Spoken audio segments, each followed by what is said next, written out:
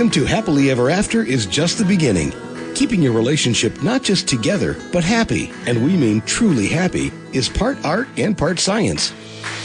There were days where we thought we wouldn't make it out, but we stuck it out. Today's our day. You've come to the right place. Today's our day. Here's your host, Leslie Dories. As a relationship and marriage professional, as well as the child of divorce, I understand better than most the impact of ending a marriage. It is this experience that makes me cringe when I hear about divorce parties or conscious uncoupling. Sometimes it is necessary to end a relationship. Most of the time, with a bit of knowledge and effort, it isn't. And while it takes two people to consent to get married, it only takes one to decide to get divorced. Now, I live in North Carolina, where a couple must be separated for 366 days before one spouse can file for divorce. Unfortunately, they never have to do anything during that time to see if anything can be improved. They don't even have to take a co-parenting class to learn how to minimize the impact of this life-changing decision on their children. So, is there an argument to be made for making it a bit more difficult to get a divorce? Well, that's what I'm going to be talking about today with my guest, lawyer, author, and co-founder of the Coalition for Divorce Reform, Beverly Willett. Beverly, thanks for coming back on the show and continuing to talk about what is truly a life-changing decision. It is my pleasure to be here. Thank you, Leslie. And let me just say quickly that I agree with everything in your introduction. And one thing that I will note about North Carolina that is actually a positive thing, and that is that you have this longer waiting period. Most states used to have, I don't want to get into the weeds here, but most states used to have a reasonable waiting period before you could file for divorce because it only makes sense. It only makes sense if you're in the heat of dissatisfaction, anger, whatever, that you take a pause before you blow up the family. Right. So North Carolina is pretty unique in having that waiting period because most waiting periods across the country now, they have done away with reasonable waiting periods, and they're very short, and that is a big problem. That's right. For another day, but I just wanted to add that. Well, I appreciate it. And you wrote an article titled, and I love this, Blame Women for High Divorce Rates That Hurt Women More Than Men. So, what was the impetus behind writing this piece? Oh, there's a lot there, but and I know we certainly don't say blame, and we certainly don't say blame women in our culture. So that was kind of woo. Yeah. But sometimes we need to stop and think about, well, what does that mean? I guess first of all, the impetus was the fact that January is known as Divorce Month. Yep. And that means that that is when the highest numbers of filings for divorce occur. And so I wrote an article for USA Today a few years ago just to get people's attention to the fact that this is what it is. Because most people don't know that and don't focus on it. And I always want to kind of be out there and keep this on people's radar for couples and marriages. So I was thinking about it and the fact that I had written something a couple of years ago and what can I do to write something fresh about Divorce Month? Okay, because we do sugarcoat it, and one of the points that I think I made in that article was that we have Christmas, especially for couples with children, we have Christmas, and we don't want to hurt the children's feelings. We want to spare them to get through the holidays.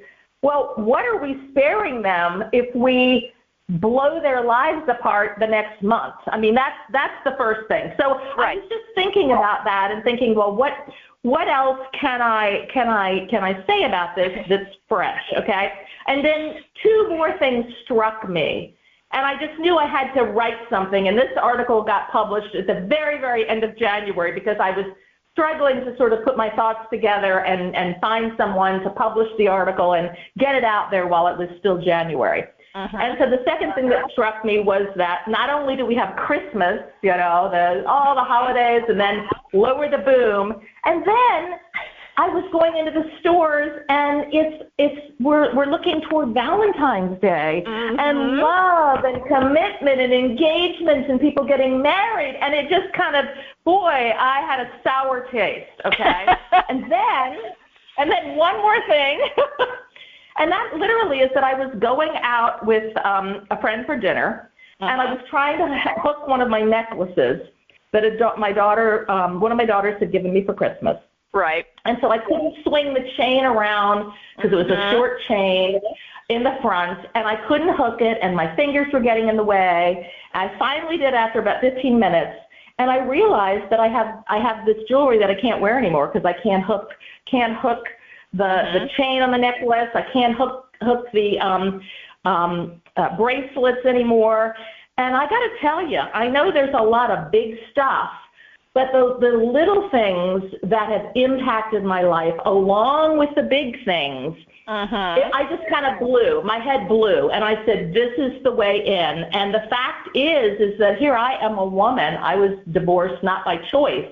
And I'm thinking about the fact that I know lots of women who are divorced not by choice, but women are the ones that file about 70% of divorce actions. Yep. And it's one, it's appalling, and two, I'm thinking to myself, do they not know what the outcome is going to be? Have they thought about this? Do they not know what Pandora's box have they opened? And so that was all of the impetus behind this article, this short article. Yeah, I mean, and this is one of those things where, I mean, I get it. If we're in a relationship that is challenging and painful, it's like nobody wants to be in that. But part of this is the answer simply to end it. And if we have children, then we don't really get divorced. We still have to deal with this person. And and it opens up a huge Pandora's box, because I've had many clients who've come in, and they're divorced, and whether it's the father or the mother, doesn't really matter, but they talk about not being able, something's going on in the other house that they don't like. And it's like, yeah, but you don't have any say anymore. And this idea that children are resilient and they'll get over it. I mean, I said, yeah, children can survive car accidents too, but you don't drive your car into a wall at 60 miles an hour on purpose. I mean, these are these things that, I get it. And you just normalizing and making it easy, but also the fact that it is unilateral. And, when I tell people, because I will share that women file most of the divorces, even though supposedly women are better at relationships, okay, that shocks so many people. And when I work with men, I tell men, it's like, if your wife has stopped talking about your relationship, you're in trouble, unless you know it's a really good relationship, because she's gone underground and she's plotting to get out. But you said that women filed most of the divorces. That is, by the way, documented. That's fact. Yes. So, but you said that, but in the piece, you also say that divorce hurts women more than men. So how are most women affected by this decision to, I want out? So, I think there are really two or three, I mean, more than two or three levels of this. We can talk, we can talk economic, we can talk emotional, physical. I mean, we have a wealth of research that we didn't have back in the 70s and 80s when these no-fault divorce laws were passed. We have a wealth of research about how divorce impacts men, women, and children on all levels, which I just documented: physical problems, emotional problems, mental illness, and one of the biggest ones is poverty. And it's that struck me because so I guess basically household income for women declines by an average of 41% after divorce, and that's pretty well documented and established too. And what's interesting about that is that number has stayed relatively the same since the 1980s, since this whole wave of no-fault divorce. One would think that might change over time as there have been reforms, and I don't want to get into the weeds on this, but reforms in terms of alimony reforms, equitable distribution, which is fairer to women than it used to be 40 years ago. But that's not the case. And I have written about divorce so much, and I guess sometimes I speak until I'm hoarse, and I think I've been writing about this for about 10 years, and I know you have been, and so many people have been talking about this for years and years, and people still don't know about it. I mean, it's funny because there's a vocal competition in our town, and it's nationally gotten national press, and some people in the community don't even still know about it. We had it last week, and I'm still like shocked. But it's the same thing. How is it that people don't know about it? How is it that women don't know about it? And this whole thing that you said about telling the men, I think it's this. There's so many layers and levels to this in terms of just instant gratification, in terms of how we deal with problems, how we deal with suffering, how we view suffering. We don't think pain and suffering of any kind is a good thing. If we look at how we deal with it through all of the pharmaceutical ways and non-legal ways, we don't think that I would say in my life, something that I never realized either, but the most headway that I've made in my life in terms of things that I have realized to hopefully gain a little wisdom, is through suffering. I mean, I just had to just go through it and learn through it because usually it's there to teach us something. So I think we need to learn that these forks in the road with couples and their relationships, it means that there's an opportunity here for something more beautiful, something we can learn, something greater, and we're not willing to take the opportunity to pause and investigate it.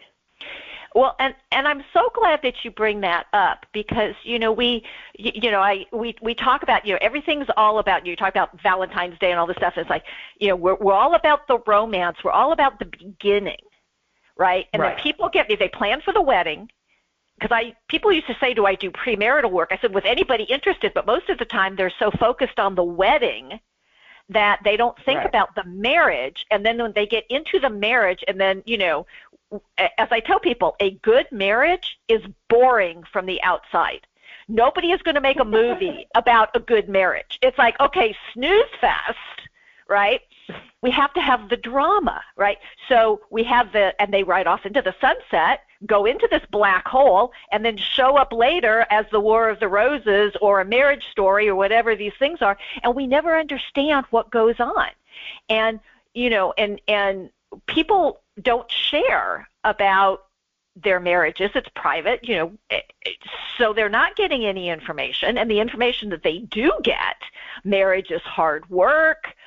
You have to sacrifice. I'm like going, stop, no. But we have these romantic, well, if they loved me, they would just know, the mind reading school of marriage, which I always found, and so people don't know how to navigate the natural differences that show up, so that they think that suddenly if we're struggling, either we're doing it right because marriage is supposed to be hard work, or we don't know how to navigate this, and so people go, okay, well, let's just throw in the towel. I always like starter marriages. I'm going, okay. I mean, yes, we can learn by experience, and I think that's important, but sometimes it's like you're talking about that we don't know how to manage this. And so we just blow it up, which if we don't have kids, that's one thing. But if you've got kids, you can't walk away. Totally different thing. And, you're talking about this, the honeymoon period, and we don't want to talk about marriage because we're getting married, and it's all great and beautiful, right. and then all of a sudden, like, oh, now the wedding's over. I mean, I think about that too, looking forward to an event, and then all of a sudden it's like, wow, I've been looking forward to that for a month, and it's history. But this reminds me of something, and that is when my ex first left, and of course, if you read my writings, as I know you have, I tried to save my marriage, and even when that didn't work, I had too much going on to manage a household and basically raising 2 kids by myself to think about dating. Plus, I didn't want to bring another person into the household since my children were already dealing with a new stepmom. I just thought that's too much for them. So I just, I wasn't dating. But I remember a friend of mine saying to me, she said, oh, my gosh, you get to date now, okay? That was one of the first things that she said to me. Right. And years later, thinking back on the few dates that I've had, because I don't find a lot of men out there, but I think, what a nightmare. And here she's thinking, oh, how wonderful this is. Now, let me put this into context for you.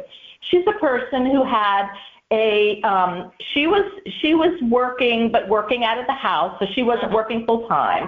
So she had basically a wonderful husband who I knew was part of our friendship circle.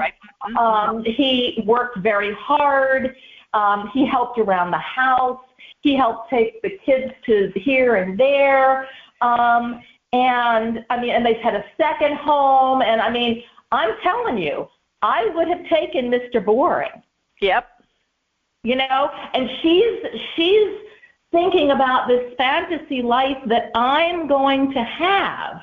Meanwhile, all her bills are covered. They've got, as I said, a second home. They go on vacations. He helps around the house. And I'm just thinking, what? And I think so many women still live in that head. I wrote an article for the Institute for Family Studies last year, I think it was, or a year and a half ago, because there was an article in the New York Times by this woman who basically was in a low-conflict marriage. She couldn't, she didn't want to pick up the socks anymore off the dirty floor, and she filed for divorce, and the article was extolling the wonders of divorce and how happy she is, and she gets to walk the dog and take long walks, and she doesn't have to deal with the kids all the time. My heart was breaking, thinking every moment I didn't get to see my kids, it was taken away from me. My heart broke. And here was the clincher of the article. She also now has time to play her ukulele.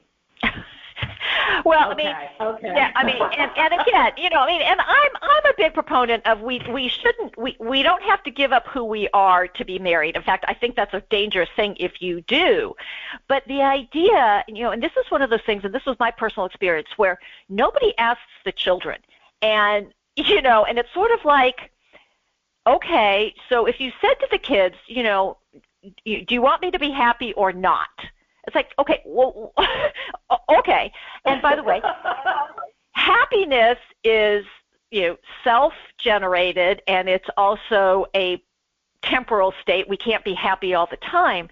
And, and again, I don't think we should be miserable in our marriages, but there is an answer to changing that. And so, but I want to take the time to remind listeners that this is Happily Ever After is just the beginning on webtalkradio.net. I'm your host, Leslie Dories, and I'm having an important conversation about divorce with lawyer, author, and co-founder of the Coalition for Divorce Reform, Beverly Willett. And if things aren't going the way you would like in your marriage, I'm going to tell you you're not alone, because nobody has to go to marriage school. And I have discovered over the years that a lot of this is due to that lack of knowledge about what makes relationships, specifically marriage, work. And many people see only 2 choices: remain unhappy or get out. There is a third way that most couples don't take. See if it can be made better. And this is what I do. And if you are struggling, I can help. I invite you to take a moment and get in touch with me either through email at Leslie, Lesli, at foundationscoachingnc.com. That's FOUNDATIONS, coaching, N as in Nancy, C as in Charlie.com. Or you can reach me by phone at area code 919-924-0463. Again, that's 919-924-0463. So I want to get back to this conversation about divorce. So Beverly, what is your argument for instituting some kind of divorce reform? Would this lock a person into a dismal marriage? Well, again, let's I'll get to that, but the fact that you use the word lock, I think so much in our culture, but we could talk about this for an hour, it revolves around language, how we use language, charged language, like lock me in, take away my freedom, take away, okay.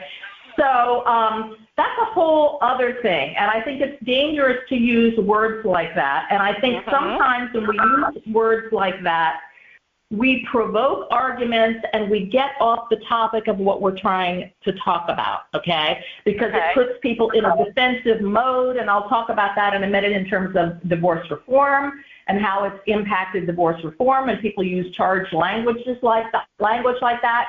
So we lose focus on what we're talking about. We're talking about marriage. We're talking about, I believe, the most important institution in our culture.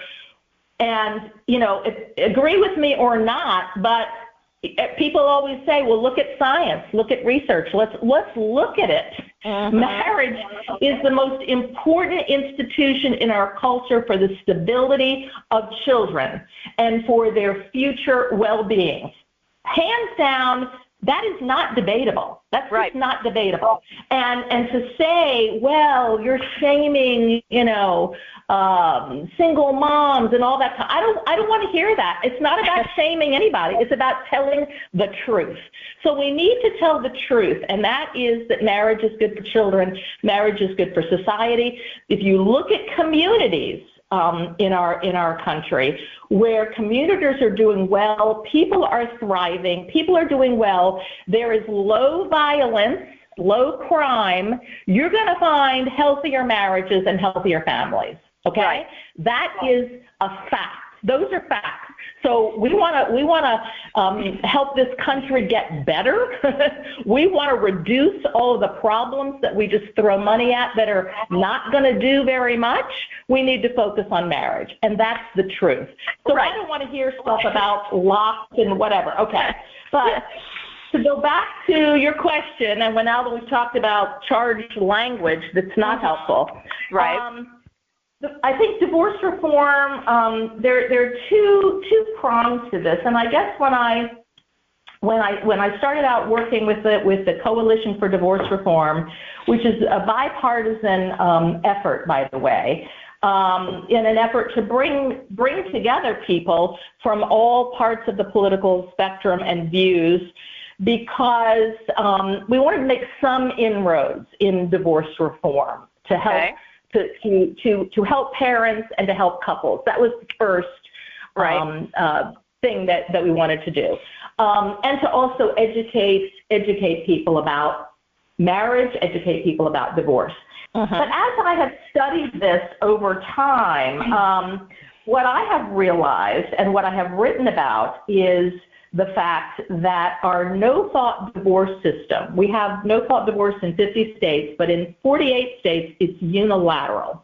And what that means is that one spouse, it takes two spouses to tie the knots, but one spouse can say, I'm out of here. And they can say, I'm out of here for whatever reason.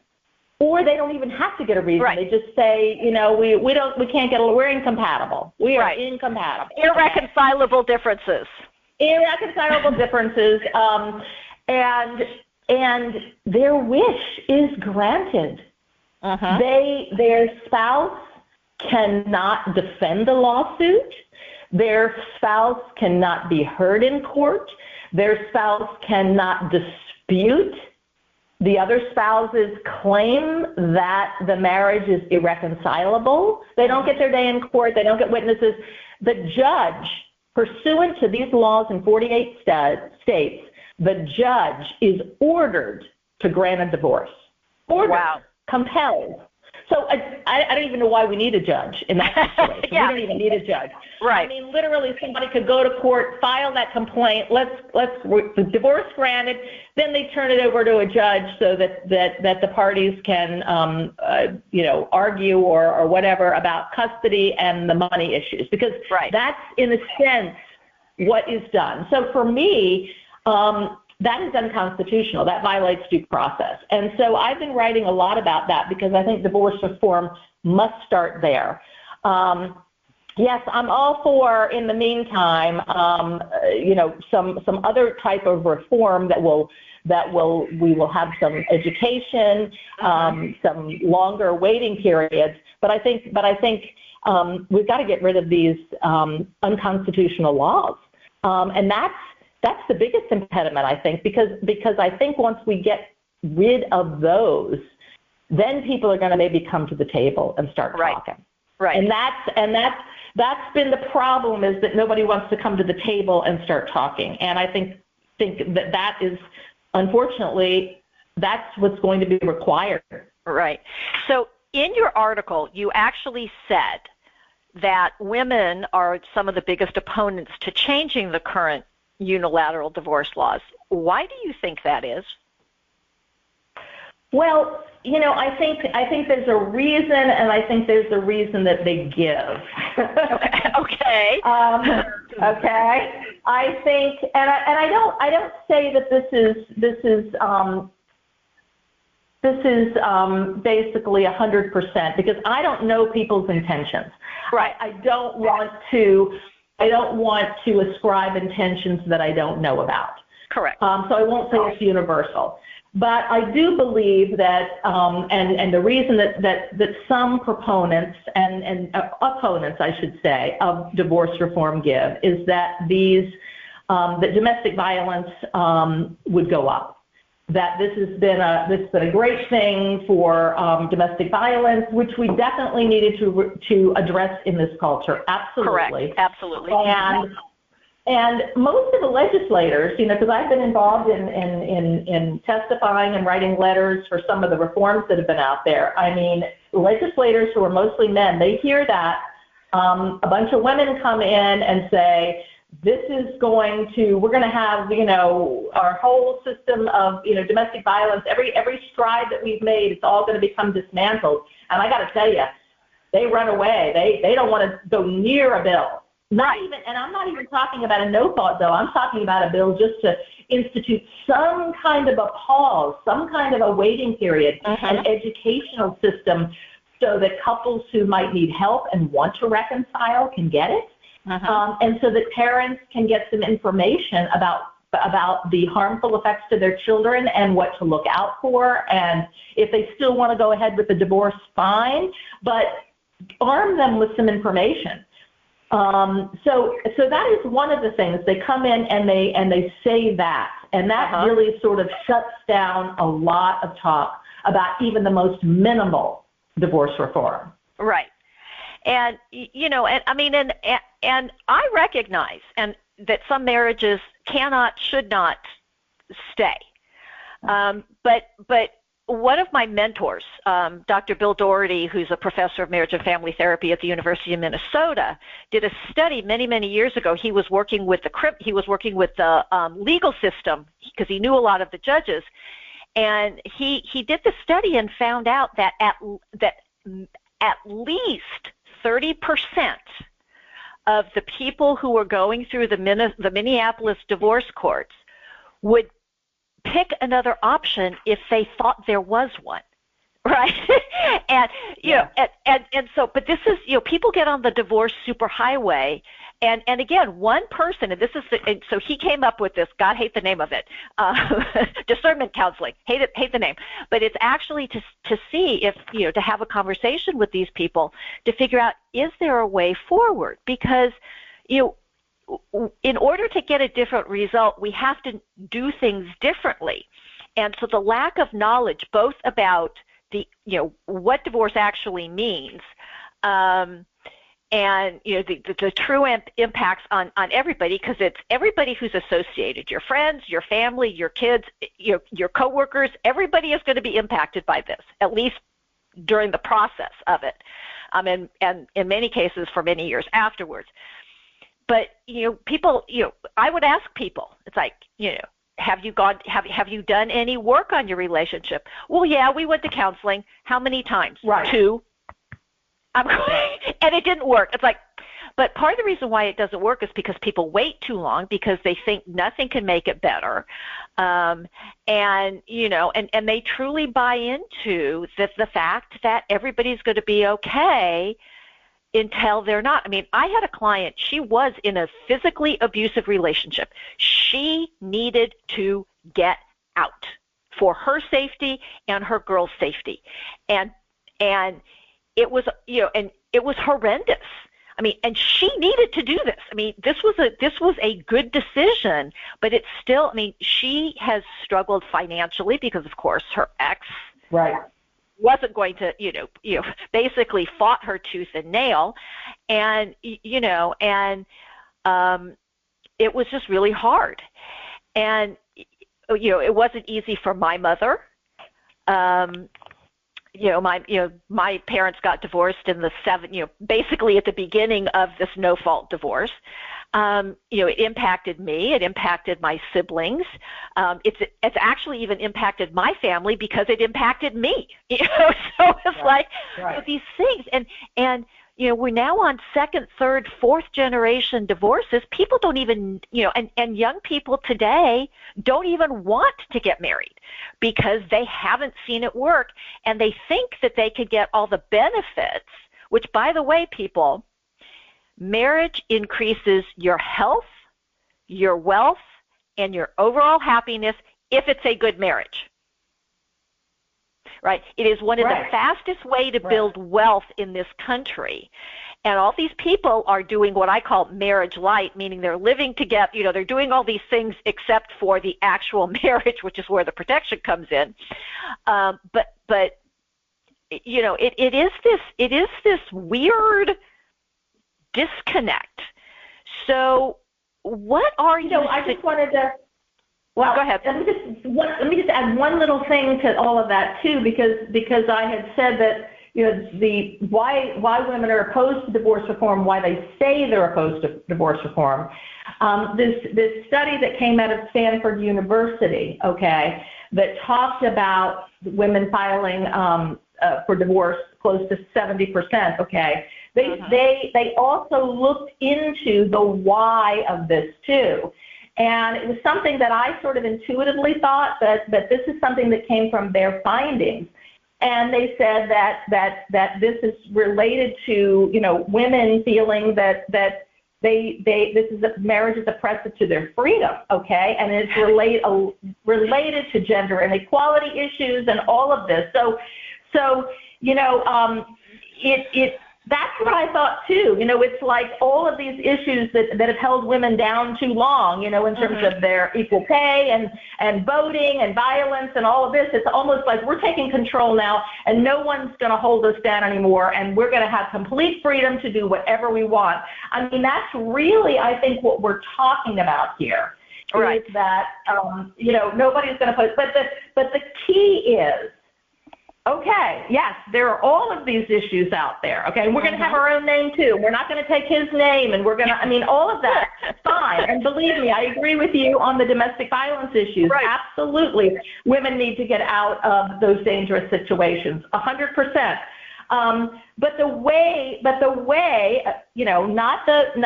to handle low conflict marriages, the way is not to butcher the family. That's not the answer to your freedom and your happiness. Right. Because, again, you're building your free, and again, marriage done right does not mean you lose who you are. It does not mean you have to, but again, it's like, the languaging is so important, because part of the reason why I have an issue with marriage takes compromise and sacrifice is because commonly you think, what does compromise mean? You give up something, I give up something, we meet somewhere in the middle, neither one of us is happy. Great. Right.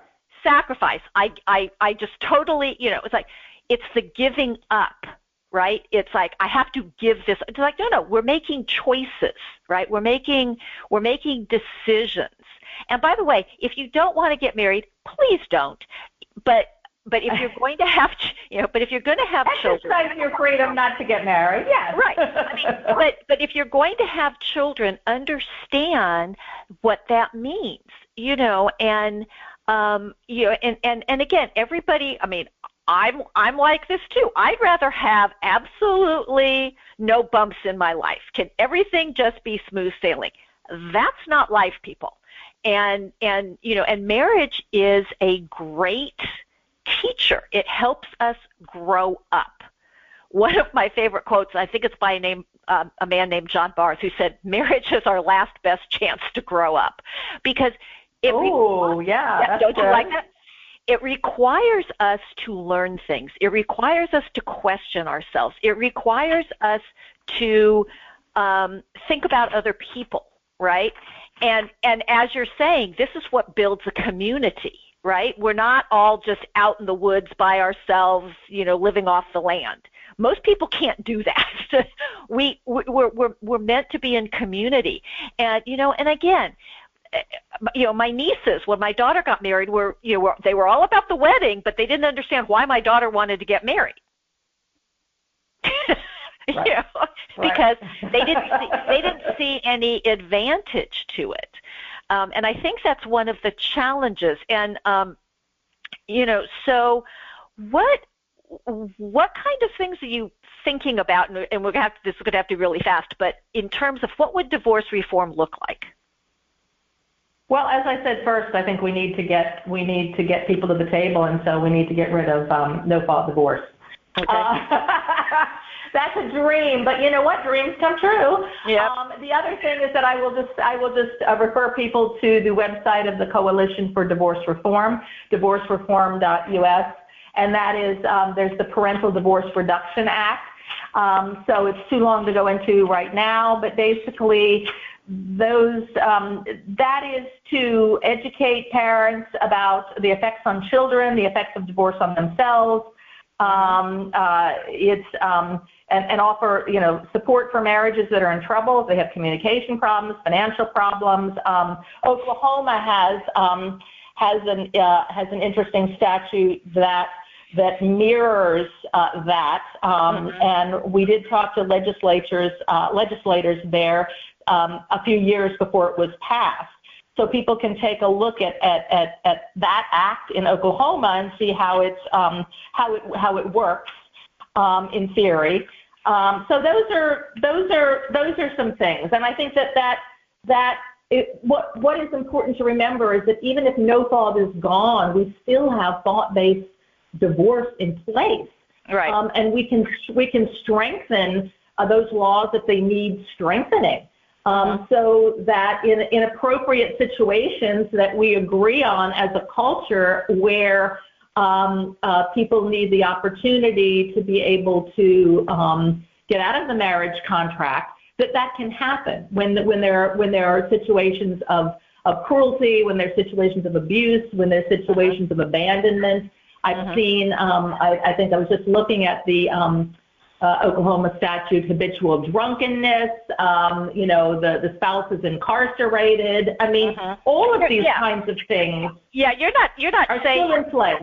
Right. You're not saying no divorce under any circumstances, which is where, it's like, again, nuance, people, nuance. Exactly. And so I think that's important because people just hear like, oh my gosh, I won't have any options. All my options are gone. Right. No, not at all. Okay. So Beverly, thank you so much. And I want to say, it's like, if you're a frequent listener to the show, you know that I don't think miserable in marriage should ever be used in the same sense. But most marriages that succumb to divorce are not high conflict. They could be improved instead of ended, with all the challenges that entails. So what would you like to improve in your marriage? And more to the point, what actions are you taking to make that happen? And hopefully one of the things you're doing is to continue listening to this show, So until next week, stay loving.